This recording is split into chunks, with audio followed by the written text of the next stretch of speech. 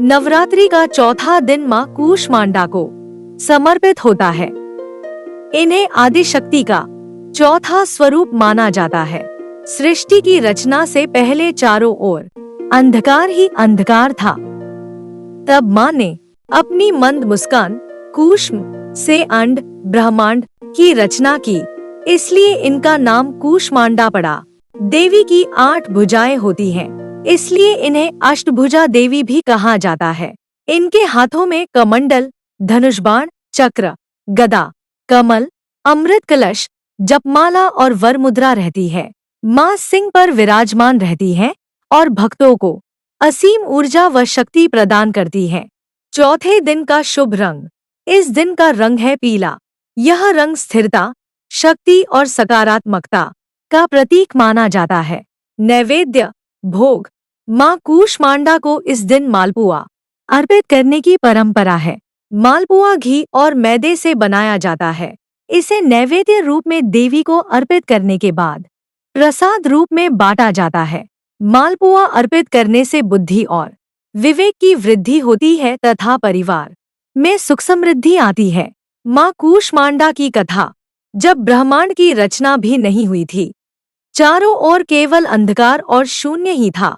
न सूर्य था, न चंद्रमा, न तारे और न ही आकाश पृथ्वी का अस्तित्व। उस समय आदि शक्ति ने स्वयं एक हल्की सी मुस्कान कूष्म की, जिससे एक अंड ब्रह्मांड की उत्पत्ति हुई। इसी कारण उन्हें कूष्मांडा कहा गया। इन्हीं से सूर्य, चंद्रमा और ग्रह नक्षत्रों की शक्ति प्रकट हुई। माँ कूष्मांडा सूर्यलोक में निवास करती हैं और उनके तेज से ही सूर्य मंडल की प्रभा प्रकाश बनी रहती है। देवी का यह स्वरूप सृष्टि की उत्पत्ति, पालन और संहार तीनों का संचालन करने वाली शक्ति है। माँ के 8 हाथ हैं, इसीलिए उन्हें अष्टभुजा देवी कहा जाता है। उनके हाथों में कमंडल, धनुष बाण, चक्र, गदा, कमल, अमृत से भरा कलश, जपमाला और वर मुद्रा रहती है। इनके स्वरूप से प्रकट होता है कि वे धर्म, अर्थ, काम और मोक्ष इन चारों पुरुषार्थों को देने वाली हैं। कथा के अनुसार माँ कूष्मांडा ने अपनी शक्ति से देवताओं, असुरों और मनुष्यों को उत्पन्न किया। उन्होंने सृष्टि में जीवन और ऊर्जा का संचार किया। देवी की कृपा से ही संसार में पौधे, पशु पक्षी और जीव जंतु पनपे। इसलिए इन्हें सृष्टि की जननी भी कहा जाता है।